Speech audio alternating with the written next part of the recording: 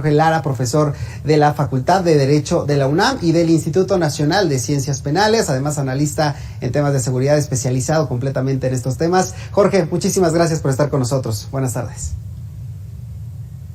Buenas tardes, Amaury. Con mucho gusto, a tus órdenes. A ver, vamos a comenzar con esto. Hoy el presidente otra vez insiste, es necesaria una reforma constitucional para poder de una manera definitiva meter a la Guardia Nacional, a las Fuerzas Armadas, encargada como tal de la Secretaría de la Defensa Nacional, para que no se pudra. ¿Esto nos lo va a garantizar?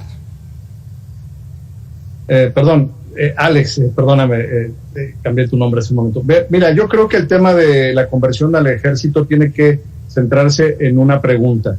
Sí. El reclutamiento, el perfil y la capacitación son idóneas en el caso de las tropas que conforman nuestras Fuerzas Armadas, independientemente del uniforme, independientemente del gafet, independientemente del nombre. Uh-huh. Lo que hay que ver es el contenido. Y desafortunadamente la respuesta no es favorable. ¿Por qué?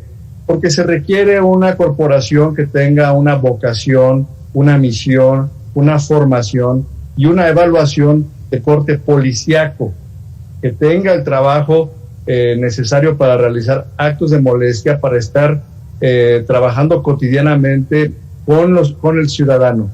Ninguna de estas características las tienen nuestras Fuerzas Armadas. Ellos tienen otra misión, otra vocación y otro perfil de reclutamiento. Por eso es que no han dado los resultados que hasta la fecha se hubiesen esperado, además de que el propio gobierno federal ha renunciado a la persecución del crimen organizado, que es el problema contextual que estamos atravesando hoy en día como país. A ver, esto que dices es muy importante porque hoy incluso se presumen esta cantidad de elementos, más de 100,000 elementos para la Guardia Nacional, pero en la Ciudad de México, si no tengo malas cuentas, estamos hablando de 90,000 policías solo para la Ciudad de México. ¿Los 100,000 elementos de la Guardia Nacional se pueden realmente vender como un triunfo? No, porque fue un trasvase automático de tropas militares y de marinos con cambio de uniforme. Eso no es la realización de una fuerza policíaca de nivel federal como la que México requiere. Y aquí estamos pasando por alto la necesidad de una reforma policial de gran calado, pero también de la conformación de cuerpos policíacos estatales y municipales, que han sido totalmente ignorados, han sido totalmente pasados por alto como prioridad del gobierno federal. Es decir, la única acción en esta materia que hemos conocido del gobierno federal es cambiar el uniforme de 100,000 efectivos militares y marinos como Guardia Nacional. Eso sin venir acompañado de una capacitación, de una formación, de un reperfilamiento y algo muy importante y muy delicado, que es la certificación que por ley debe tener todo integrante de fuerzas de seguridad, que nuestros, lo digo con mucho respeto, nuestros marinos y nuestros militares no tienen esa certificación. Por eso los resultados están a la vista de todos. Uh-huh. A ver, ¿en qué mejorarían los resultados para la gente que nos está viendo? ¿En qué mejorarían los resultados de la Guardia Nacional si es que logra adscribirse finalmente a la Secretaría de la Defensa Nacional? ¿Cuál sería el cambio sustancial? ¿En dónde podría estar el jugo en este cambio aquí en esta corporación? En primerísimo lugar, en garantizar, en asegurar a toda costa un respeto estricto de los parámetros internacionales en materia de derechos humanos, es decir, que independientemente de donde se adscriba la Guardia Nacional, tenga un mando civil, una misión civil y una supervisión civil. Que vemos que no se quiere generar este tipo de estructuras bajo mando civil.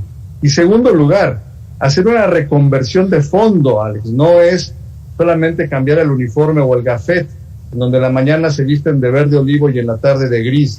Eso no es la generación de un cuerpo policíaco como el que se requiere. Se requiere filtrar, porque no olvidemos que muchos de los miembros del ejército mexicano no fueron reclutados bajo los perfiles que ordena la Ley de Seguridad Pública, con licenciatura o con estudios equivalentes, con certificación de control de confianza. Eso ha sido ajeno. Por eso necesitamos que la reconversión sea genuina, sea de fondo, sea uno por uno y que además se abran al escrutinio y a la rendición de cuentas. Si van a ser una corporación militar con mando militar, eso va a generar que nos reprueben incluso organismos internacionales como Naciones Unidas y la Comisión Interamericana de Derechos Humanos. Oye, pero el exsecretario de Seguridad, Alfonso Durazo, decía hace tan solo unas semanas que no había mandos, ¿no?, para poder controlar a la Guardia Nacional, mandos civiles, y que por eso urgía a transferirla a la Secretaría de la Defensa Nacional, cuando en la práctica prácticamente esto ya sucede. Entonces, ¿por qué desde un inicio no se planteó así en su origen? Bueno, es porque estas peticiones, estos postulados han sido ignorados sistemáticamente por el gobierno. Incluso en la Suprema Corte de Justicia ya existen acciones de inconstitucionalidad sobre lo que está ocurriendo hoy en día, que no es menor y puede tener repercusiones en distintas áreas y en distintas facetas. Ya lo estamos viendo.